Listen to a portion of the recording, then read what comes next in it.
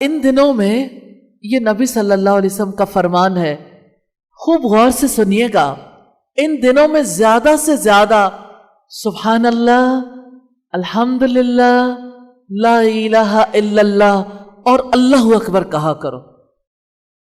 رسول اللہ صلی اللہ علیہ وسلم نے فرمایا 4 کلمات ایسے ہیں جو مجھے ہر اس چیز سے زیادہ عزیز ہیں جن پر سورج طلوع اور غروب ہوتا ہے۔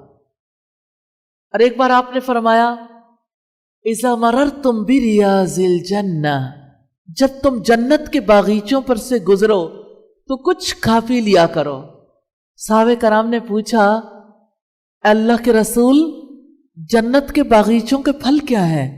آپ نے فرمایا سبحان اللہ والحمد للہ ولا الہ الا اللہ واللہ اکبر۔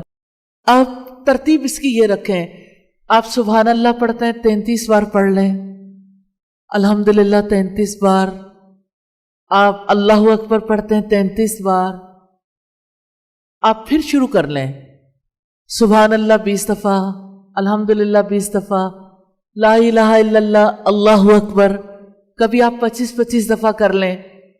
ایسا بھی ہو سکتا ہے کہ آپ 100 دفعہ سبحان اللہ کہہ لیں۔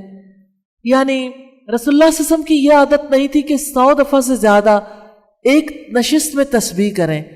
آپ استغفار کثرت سے کریں، آپ اللہ تعالیٰ سے دعائیں کثرت سے کریں، لیکن ذکر کا سلسلہ ٹوٹنے نہ پائے۔ اب جو بھی جس کام میں مصروف ہیں، آپ گھر میں مصروف ہیں، جاب میں ہیں، آپ اپنے بزنس میں ہیں، آپ پڑھ رہے ہیں، پڑھا رہے ہیں، جو ہی آپ کو تھوڑا سا موقع ملتا ہے آپ صرف سن رہے ہیں سبحان اللہ والحمد للہ ولا الہ الا اللہ واللہ اکبر، اور اسی طرح سے تکبیرات کہنی شروع کر دیں۔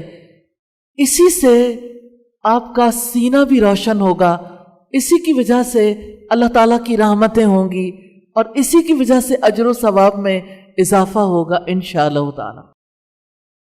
نبی صلی اللہ علیہ وسلم نے فرمایا تم ان دنوں میں تحلیل یعنی لا الہ الا اللہ، تکبیر اور اللہ تعالیٰ کا ذکر زیادہ سے زیادہ کرو۔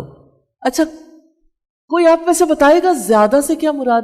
زیادہ، پھر زیادہ سے زیادہ، یعنی زیادہ جب کریں گے اس سے بھی زیادہ، جتنا آپ زیادہ سمجھتے ہو، یعنی اس کی کثرت کر دو۔